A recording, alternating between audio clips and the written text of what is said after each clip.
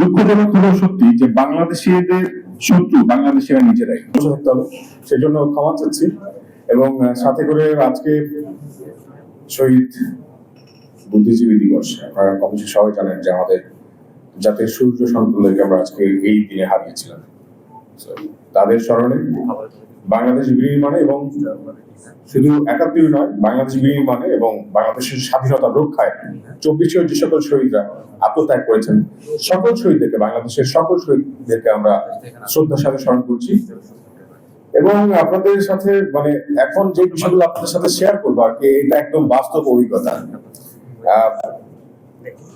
আমি গতকালকে বাংলাদেশে এসেছি সৌদি আরব থেকে। গত ৪০ দিন আমি সৌদি আরবে ছিলাম। এর আগেও সৌদি আরব গিয়েছি।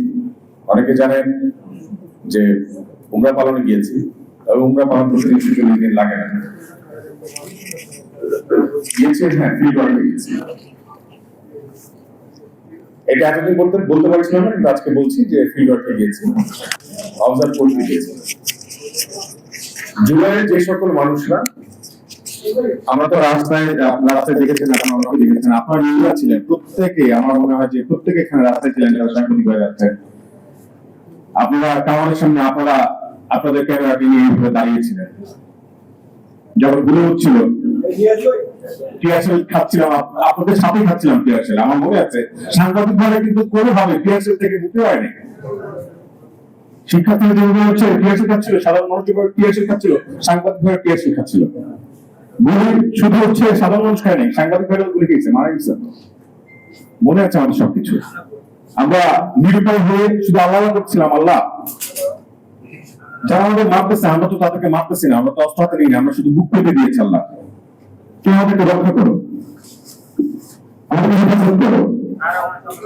আমাদের কাছে ওই দোয়াটুকু করা ছাড়া আসলে আমাদের প্রতিরোধের আর কোনো তো উপায় ছিল না। আপনারা সাংবাদিক ভাই সবাই সাক্ষী। কিন্তু ওই সময় আমাদের জন্য আশীর্বাদ হয়ে সবচেয়ে বড় রোল যারা প্লে করেছিল,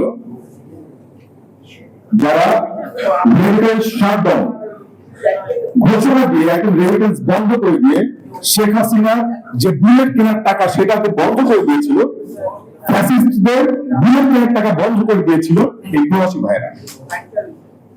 কিন্তু আজকে ফ্যাসিস্ট চলে গেছে। আমরা সবাই এখন পর্যন্ত আমাদের সবার এখানে কম বেশি ভাই বুকে হাত দিয়ে বলতে পারি যে ভাই আমার তো বাসার কথাই ছিল না, কারণ সাংবাদিক ভাইরা এখনো পর্যন্ত আমার মনে হয় যারা রাস্তায় ছিলেন, আপনারা হয়তো ওই ইয়েতে গিয়েছেন না, হয়তো বাড়িতে গিয়ে না, আমি আমার কাজটা করে যাই। কিন্তু এখন পর্যন্ত যে আমরা পৃথিবীর আলাদা শিখেছি, সবচেয়ে বড় ভাই যারা আমাদের পক্ষে দিয়েছে প্রবাসী ভাইরা, তারা আজকে যে এই গণ অভ্যুত্থানের ১ বছর পরেও এতটা অবহেলিত, এতটা ক্ষতিগ্রস্ত এবং এতটা বড় অবস্থায় আছে, এটা যদি আপনারা মানে কেউ যদি প্রবাসে না ঘুরে বেড়ান, তাদের সাথে না বসেন, এটা হয়তো আপনারা এক্সপিরিয়েন্স করতে পারবেন না। গত বছর উড়ে যাওয়ার পরে প্রবাসীদের সাথে কিছুদিন মিশেছিলাম, তো তারপর থেকে প্রবাসীদের সাথে আমার কিছুটা সক্ষতা তৈরি হয়েছে। তারা মাঝে মাঝে সোশ্যাল মিডিয়া মেসেজ পাঠায় যে ভাই আমরা এই অবস্থায় আছি। আমরা মাঝে মাঝে চেষ্টা করি আমার বন্ধু বান্ধব আমাদের টিম দিয়ে তাদেরকে পরামর্শ দেওয়া বা কিভাবে প্রবলেমটা সলভ করা যায় সেভাবে পরামর্শ দেওয়া। কিন্তু গত জাস্ট ২ মাস আগে,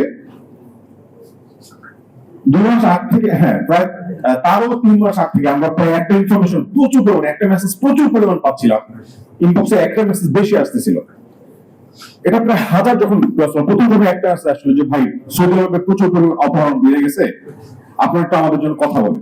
তো তখন গুরুত্ব দিয়ে নিয়েছে, একটা মেসেজ দিচ্ছে, ২টা মেসেজ দিচ্ছে, এটা হয়তো সৌদি গভর্নমেন্ট আপনি স্ট্রং, বলিষ্ঠ, তাদের পুলিশ প্রশাসন, এটা হয়তো ঠিক হয়ে যাবে। এটা কিন্তু বাংলাদেশে ঘটে অ্যাভেলেবেল।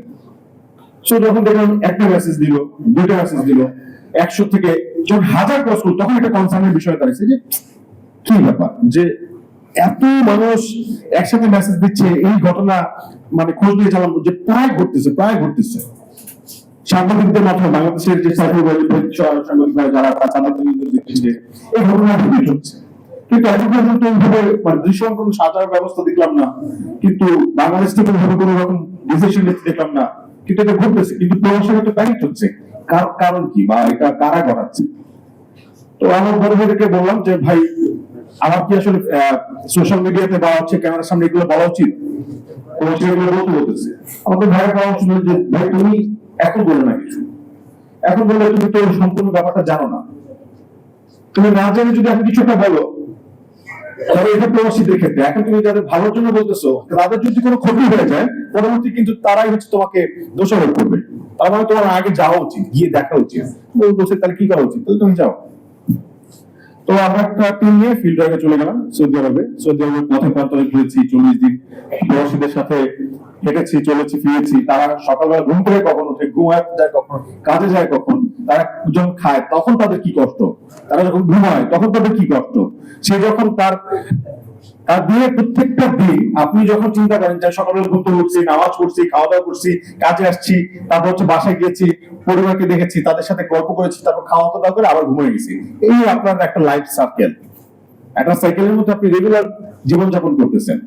কিন্তু একটা প্রবাসীর প্রত্যেকটা দিন একটা নির্দিষ্ট সময় আছে, সে এরকম কাজে যায়, আসার পর একটা নির্দিষ্ট সময় রাখে প্রতিদিন 1 ঘন্টা, 2 ঘন্টা, 3 ঘন্টা সে শুধুমাত্র ফোনের স্ক্রিনে তাকায় থাকে। সে তার মেয়েকে দেখতেছে, তার মাকে দেখতেছে, তার বউয়ের সাথে কথা বলতেছে। এটা অদ্ভুত জীবনযাপন, এতটা প্যাথেটিক। সেগুলো অবজার্ভ করার একটা সুযোগ হয়েছে। সেখান থেকে দেখলাম যে প্রবাসে দুঃখজনক হলেও সত্যি যে বাংলাদেশিদের শত্রু বাংলাদেশিরা নিজেরাই। সৌদি আরবে যেটা দেখে এসেছি যে বাংলাদেশিদের শত্রু বাংলাদেশিরা নিজেরাই। ওখানে অপরাধ হচ্ছে জুয়ে গণঅভ্যুত্থান, এর আগে হয়েছে, কিন্তু জুয়ে গণঅভ্যুত্থানের পর 1 বছরে এটা ড্রাস্টিক ভাবে বেড়ে গেছে, কিন্তু গভর্নমেন্ট কিন্তু জানে। আমরা 9 তারিখে এখানে যাওয়ার পর 9 তারিখে হচ্ছে প্রবাসীদের মতামত নিয়ে আমরা এম্বাসিতে যাই একটা স্মারকলিপি দিতে, যে এই প্রবাসীরা এই প্রবলেমে ভুগছে, এই সকল প্রবলেমস গুলো আমরা একদম আইডেন্টিফাই করেছি এবং আপনাদের কাছে আমরা জানালাম, এবং আপনারা কিভাবে সলিউশন দিবেন আমাদেরকে একটু জানান, আমরা আশ্বস্ত হতে চাই এবং প্রবাসীদেরকে আশ্বস্ত করতে চাই। তো দেখা করতে গেলাম 9 তারিখ অ্যাম্বাসাডর মহোদয়ের সাথে। আমি আসলে রেখে রেখে কথা বলছি, একদম স্পষ্টই বলছি যে তার সাথে মানে প্রায় ঘন্টাখানেক হচ্ছে আলোচনা করলাম, কিন্তু আলোচনার মধ্যে আমার জাস্ট মানে শকিং যে মনে হলো আমার যে টাইমটা ওয়েস্ট হয়ে গেল,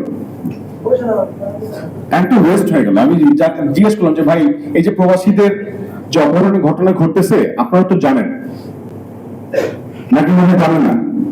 বলছেন আমরা জানি, আপনাদেরকে আমরা কিছু তথ্য দিই, তারা প্রবাসীরা তথ্য দিচ্ছে, আপনারা তাদেরকে ধরার ব্যবস্থা করেন বা পুলিশে দেওয়ার ব্যবস্থা করেন। তো আমাদের কাছে সব রকম তথ্য আছে, সব রকম তথ্য থাকলে আপনারা কেন ধরছেন না? বলছে যে আমরা তো ধরার জন্য পুলিশে ধরাই দিই, ধরাই দেওয়ার পর যারা ভিকটিম তারা সাক্ষী দিতে আসে না।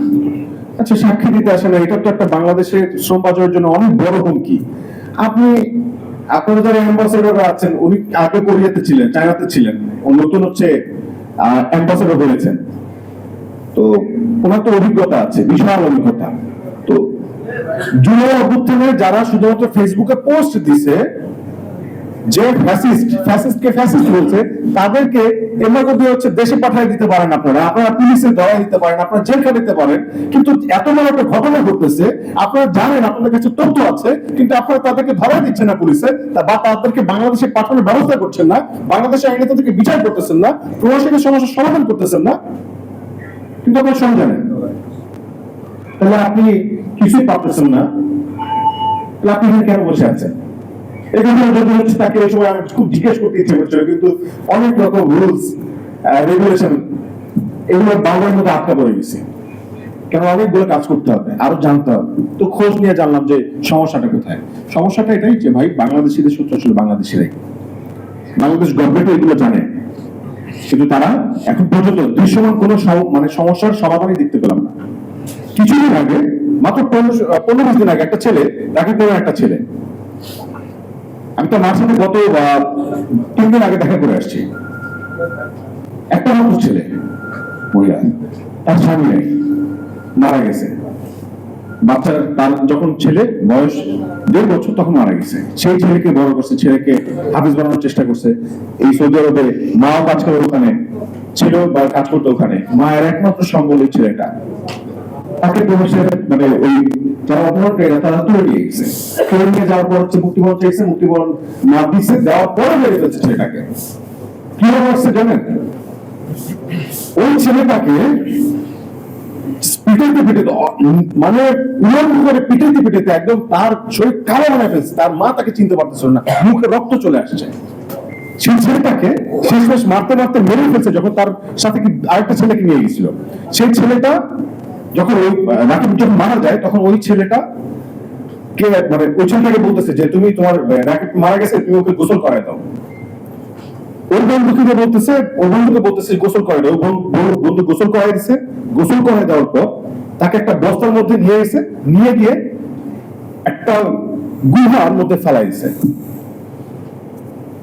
পুলিশ অনেকদিন হয়ে গেছে কিন্তু হচ্ছে ধরেন কোনোভাবেই তাকে ট্রেস করা যায় নাই। বাংলাদেশ গভর্নমেন্ট চাইলে কিন্তু পারতো যে সৌদি গভর্নমেন্ট কিভাবে প্রেসারাইজ করে যে এই প্রবলেমটা সলভ করে দেওয়া, কিন্তু ওই ছেলেটা মারা গেছে। মারা যাওয়ার পর যেখানে লাশটা ফেলে দিছে, তারপর যখন উদ্ধার করলো কিছুদিন আগে লাশটা, তখন দেখলো যে একটা ছেলে না আরো একাধিক মানুষের লাশ ওইখানে। এইটাই হচ্ছে এখন এই অবস্থা চলছে আমাদের দেশে। এবং রাকিবের যে স্ক্রিনটা এগুলো তুলে ফেলছে যাতে মানে চিনতে না পারে। হ্যাঁ, রাকিবের চামড়া কিন্তু তুলে ফেলছে যাতে চিনতে না পারে, তার মা যেন তাকে চিনতে না পারে, তাই কেউ যেন ট্রেস করতে না পারে। এইরকম অবস্থায় আমাদের প্রবাসীরা দিন যাপন করতেছে। প্রত্যেকটা প্রবাসী আতঙ্কের মধ্যে আছে সৌদি আরবে, যেটা দেখে আসি not only Saudi Arab but also মালয়েশিয়ার একই রকম নিউজ আসতেছে, এখন আবার দুবাইতে এরকম নিউজ শুনতে পাচ্ছি। হ্যাঁ, নানা জায়গা থেকে বিভিন্ন দেশের যারা বাংলাদেশের প্রবাসী আছে তারা ভয়ঙ্কর অবস্থায় আছে। কিন্তু এই অপকর্মগুলো করতেছি বাংলাদেশিরা, আর দুবার ঘটনা বেড়ে গেছে। আর খোঁজ নিয়ে জানলাম যে এটার পিছনে কারা কারা আছে। খোঁজ নিয়ে যখন জানতে পারলাম যে এটার পিছনে বাংলাদেশের যে সকল সন্ত্রাসীরা জুলাইয়ের আগে চাঁদাবাজি করে বেড়াইতো, ছিনতাই করে বেড়াইতো, মারপিট করে বেড়াইতো, মানুষ অপহরণ করে নিয়ে যেত, ওরা জুলাইয়ের পরে এখন আর তো কেউ দেশে নাই। এখন সেই সকল লোকেরা এখন সৌদি আরবে তারা অবস্থা নিয়ে সেই একই কাজগুলো করে যাচ্ছে ওখানে বসে। তারা এখন ওই প্রতিক্রিয়া করে যাচ্ছে বাংলাদেশের মানুষের। যদি এটা এখন না থামানো যায়, থাকেন আগামী কিছু দিনের মধ্যে সৌদি গভর্নমেন্ট যখন মানে অতিষ্ঠ হয়ে যাবে, তখন সৌদি শ্রম বাজারটা জাস্ট বন্ধ করে দেবে, জাস্ট বন্ধ করে দিবে। আজকে এত ভালোভাবে আসি না বাংলাদেশের, দুদিন পর পর খালি দেখি সোশ্যাল মিডিয়াতে আমাদের উপদেষ্টা মহোদয়রা বিভিন্ন সংবাদ মাধ্যমে হচ্ছে পোস্ট দেওয়ায় বা হচ্ছে নিউজ করায় যে প্রবাসীরা আজকে এত টাকা রেমিটেন্স পাঠালেন, এত বিলিয়ন টাকা রেমিটেন্স পাঠাইছেন, দেশের অর্থনৈতিক টাকা ঘুরাচ্ছে প্রবাসীরা, এগুলো বলতেছে। কিন্তু যখন বন্ধ করে দিবে না, তখন হচ্ছে এই যে আমলারা আজকে সমাধান করতেছে না, তাদের বেতন যখন আটকে যাবে ঠিক মতো না। এখানে আবার কথা আছে ভাই, ক্ষতিটা আমাদের হবে না, আপনারা তাদের বেতনটা ঠিক মতো নিয়ে যাবে, ক্ষতিটা হবে আপনার আমার মতো লোকের। জিনিসপত্রের দামটা যাবে বেড়ে, তখন হ্যাঁ করবেন আপনি, আমি, আমাদের পরিবার। তখন আপনি আপনার সন্তানের বেতনটা দেওয়ার সময় টেনশন করবেন যে আজকে স্কুলের বেতন দিব নাকি ওকে আজকে রাতে খাওয়াবো, এই চিন্তা আপনার ঘুম নষ্ট হয়ে যাবে।